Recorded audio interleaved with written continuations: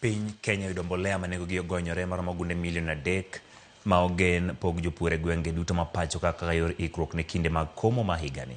Kolese boma Kericho jagoro mongere migawo mar pur Laktar Paul Rono wacho ni ma en moko kuom gunde milion 5.6 ma ogen mondo mi ochope pacho ka. Jatend migawo ma pur e kaunti ma Kericho wacho ni giloso chenro makare mar pogo mbolea go e kinde ma ka kinde ge biro chopo. Ma en chenro moket kod piny owacho ma Kenya Kwanza ma bero chenro mag pur kod pith e pacho ka e higa mag 2023. We have also made sure that the seeds are also distributed together with the fertilizers. And here in Kericho, you have seen Kenya Seed are here in a big way, so that the farmers, when they come here, they collect all their farm input in one stop shop. And in partnership with the national government, we have several programs. Ya kwanza ni the subsidized fertilizer yenye tumesema kwa this financial year tunaleta ifike kwa mkulima. Now we also have another program yenye inaitwa the seeds and the seedlings program.